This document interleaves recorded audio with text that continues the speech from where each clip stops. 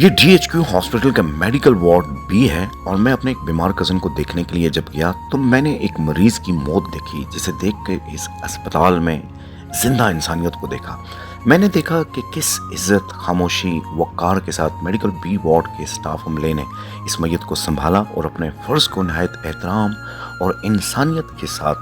سر انجام دیا۔ یہ نیلے کپڑوں میں یہ ہاسپٹل کا عملہ ہے اور انہوں نے کتنی دیکھیں ماشاءاللہ میت کو لے کے جا رہے ہیں اور گاڑی میں، اور میں نے ان کو اپنے فرض کو احترام اور درد انسانیت کے ساتھ سر انجام دیتے ہوئے دیکھا۔ پھر جب میں نے اسپتال کی دیواریں، صاف ستھرا ماحول، نظم و ضبط اور DHQ عمارت کی جو فلسفی تھی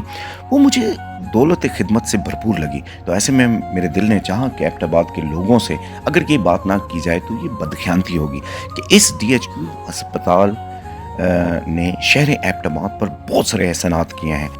اس اسپتال میں ہزاروں مریض آتے ہیں، ہمارے والدین، بچے، خاندان والے، غریب، مجبور اور بے آسرا لوگ، اور صحت پا کر جاتے ہیں۔ DHQ اسپتال کا شہر ایبٹ آباد پر احسان ہے، قرض ہے ان کی خدمت کا۔